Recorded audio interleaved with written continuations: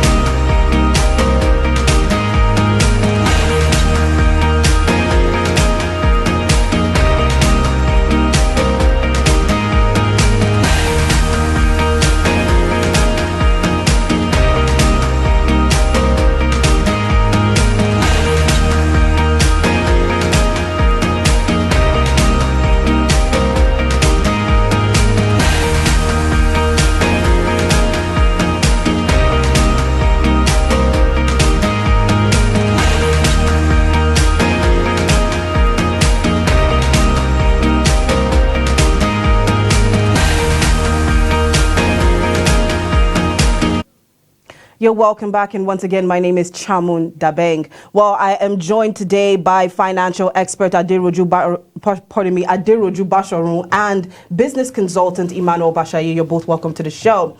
And today we're going to be talking electricity supply. Now, as we all know, electricity is a very big issue within the country because it's been very epileptic. We have areas that lack electricity completely. As a matter of fact, the country loses about $29 billion annually to epileptic electricity supply. So we're going to be taking a look at that as a former NERC, that is the National Electricity Regulatory Company, Mr. Eyo Ekwa, and he's a former commissioner of the NERC, and he says that the government's decision to keep electricity tariffs low condemns Nigerians to perpetual dependence on extremely expensive backup generators as it starves the power sector of critical investment. And now he's also saying that one of the reasons why we have this issue is because we have low electricity tariffs. Now, what do you guys think about this? Do you feel like the tariff for electricity needs to be raised in order for us to have a proper supply of electricity?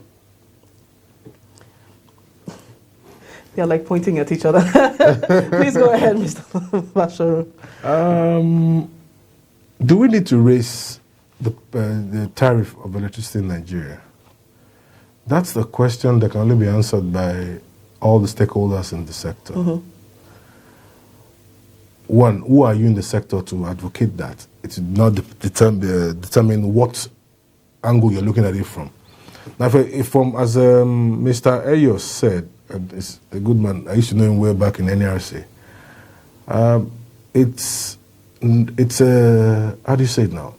It's an incentive for investors to come into any sector if there are signs or if there can be assurances that market forces will determine their revenue. But that's precluded on a lot of assumptions. Do we need to raise tariffs for electricity generation and supply as it is right now? Maybe, because from interactions, it's found out that the grid supply only constitutes about 10 to 15% of consumption nationally. That is, the amount of electricity we pay for from the grid is only 10% of our actual consumption. Mm-hmm. What does that mean? Other sources of we have gens, we have solar panels, we have all that contribute about 85 to 90% of it. Yeah. So if Nigerians can afford that, all Nigerians are looking for is good quality supply of electricity. Mm-hmm. Now, the question is, why are they getting little supply? Is it because they can't afford to pay for more? I don't think so. The last, if you look at the MITO document, I think MITO 2 or something, it's supposed to be value for electricity on a decreasing level. Year by year over year, time over time, at several intervals, NRC is supposed to intervene and come up with a more appropriate pricing. Understandably, supposed to be reducing by the minute. An example is, I think the MITO example was picked from the telecoms industry, where when we started out, we had tariffs as high as 15 naira per minute. Mm-hmm. But with increased competition, a better operating environment. You had the rates go down. That's what was expected when this whole debungling and breaking up of the electricity business in Nigeria started. But why has it remained that way? Why is government so easy or so quick to, quote and unquote, subsidize electricity? No, I think that's where the question should be. Because obviously Nigerians are willing and are able to pay for good power supply.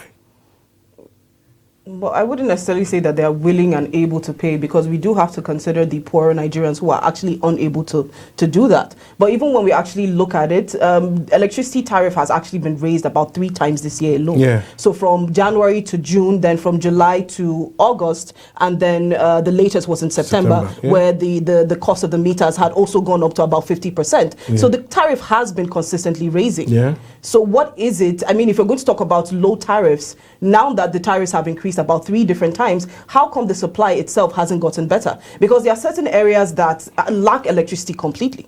Agreed. So we'll go back to the same questions. You said that the tariff has been increased how many times this year? 3. Who's paying for it? Nigerians. So that means once they get power, they can pay for it. The question is, are you giving me what I'm paying for? In the days of yonder, it used to be very terrible when we didn't have metering. When everybody was on estimated billing, the discos just went a wall. I mean, they went and killing us with, they will send you bills that you did not consume. Now, I'm trying to drive us to a point here, to a perspective here. The problem is not low tariff. The problem with electricity supply and all its problems in Nigeria is that of corporate governance. Corporate governance, holistic corporate governance. I'm not talking about these companies are now supposedly private, right? What has government done in interfacing with them? What was the mode? What was the MO when they started out? What is the persisting MO right now? What's the understanding with Nigerians? You get what I'm saying? We talked about the poor. When we started out with telecoms, they're both utilities. That's a very good example we can use. With telecoms, you had people, if you couldn't afford to pay 15 naira, you be gentle. If it's only 15 naira, I used to talk to my brother, I will use only 1 minute. When the rate reduced to 25 naira, I can now talk 2 minutes. Do you understand what I'm saying? So, poor, rich, middle class, they're willing to pay for value they get. The problem is when you don't get the value. There's a program I'm doing with, called it Green Banking now. It's on alternative energy supply financing.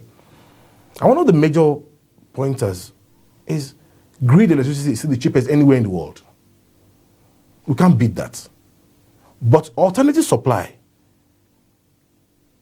biodiesel, renewable, so the 2 competing alternatives, are they cheap? No. But why are people running to them? Because they profile more stability and more durability than the grid, especially in Nigeria. So are you saying that the prices, you can never get power supply because of low tariffs? No, that's not where the problem lies. The problem lies very specifically in the operation of, a few weeks ago, you and I are aware, the local electricity company in Abuja here, the workers down the tools. And for about 48, 72 hours, there was chaos in the whole system. All right, let's hear from Dr. Bashayi here. Okay, so, to be honest, when you look at it in terms of the Nairas and the Kobo, today, we don't have an argument about the telco, right? I buy units, I use it to talk. Once it's done, we're done. Nobody complains, right? Because if I can't afford it, I cut the one that is my size, right? The truth there is that Nigerians are willing to pay for electricity, and we're still paying. The only problem we have as average Nigerians is, why am I paying more when I'm getting the same thing I was getting yesterday? Okay? In the telco example that he used, 15 naira was the cost per minute. Now it is reduced to 25 naira. I can afford to do 2. Now I'm getting power for 7 hours a day. I used to pay 5,000 naira in a month for the 7 hours per day. Now I am paying 10,000 naira for the same 7 hours per day. How do you want to justify it? Do you get the point? So for the tariffs that you have increased, how has that impacted on the life of the common consumer? Which is the measure the consumer is going to use to say, okay, If you say pay more, it means it will translate to more power. If it doesn't translate to more power, then why am I paying more? Do you get the point? Yeah. So the argument that he is posing, the only way the argument can be valid is if with the successive increases that we've had, we've also seen a consistent improvement also in the supply. Then we'll say, fine, let's throw our towels to it. Once we pay more, we'll get more. But there is no reason for me to want to pay more. Do you get the point? So we can dilly-dally about this. Yeah, it's not very attractive for investors. My problem is, at what point will it then be attractive for the investor? Are you factoring the consumer as well, whom you are providing the electricity for? If the consumer is not satisfied, then nobody's going to, the person who is expected to bring the money for it to look attractive to the investor is not incentivized to. Okay, which is where the key problem is. Improve the supply with the increases in the tariffs, and let there be an increase in confidence of the consumer that with an increase it means better efficiency, better availability. Then I'll say, okay, fine. If that is the trajectory, then let's go. But for now, there's really no incentive here. All right, so let's take a look at the access access of electricity in Nigeria as of 2019. So we have a total of 62 people who actually have access to electricity in Nigeria. So within the urban areas, 91%, and within the rural areas, 30%. Only 30% have access to electricity. Now, what are your thoughts on these figures here?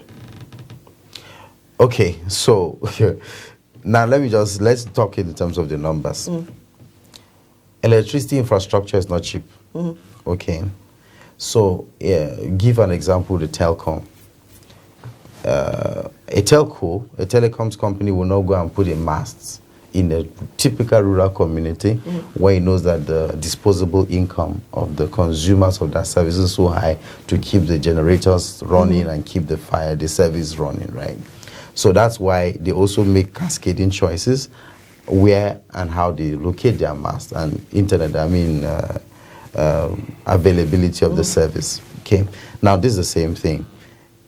I would typically prioritize the urban community because the people that have the right level of income to afford the service are mostly concentrated around here. So it now explains why there is a bigger distribution or there's a bigger number of consumers or accessibility in the urban area versus the rural area. Now you understand the reason, right? Because of the cost of the infrastructure. Now, it will continue to be so until we have more things changing.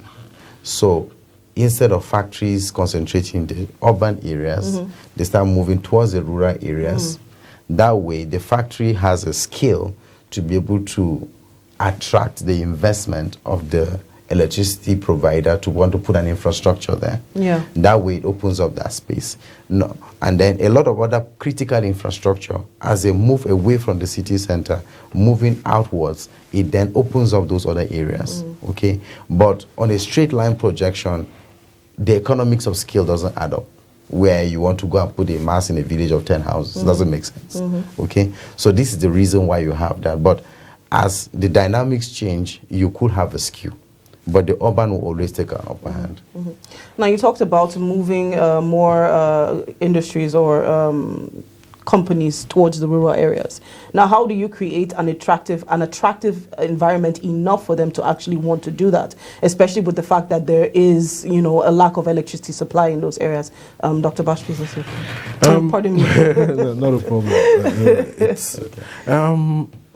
How do you incentivize investors to go anywhere? Show them the money. Now, the reason why we keep using the telecom industry as a benchmark is very simple. It has worked. It is working. One of the factors that made telecoms work, or makes it work in Nigeria, is the fact that we are having a very good regulator, right? The regulator in that sector has been up to par with what is expected globally. You're aware, in the last few days, there was an auction of the 5G licenses, and the country is supposed to make about almost $500 million or something thereabouts, or more than. So why is it working there? Why is it not working here? So I throw it back to the regulators. They're the ones that will make the markets, the playing field okay to everybody. For the investor, for the consumers, for the discos, for the gencos. Why are they not doing their job?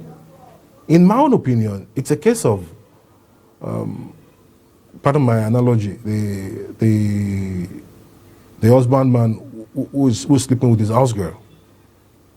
Where's the authority we wield later? None.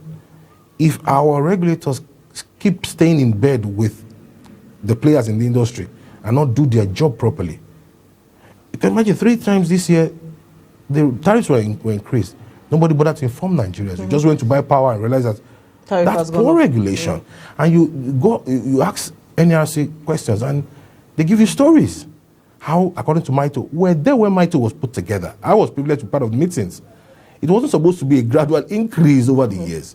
It was to create an environment where investors will regain their money early enough in the business and over the years begin to reduce the tariffs as time goes on, because more people will have been brought on into the electricity consumption system. Now, in Nigeria... All right, unfortunately, we don't have enough time to continue the discussion. We do have to round up now, but hopefully we will find another time to sort of wrap it up and do proper justice to the topic. Well, we have come to the end of our show for today.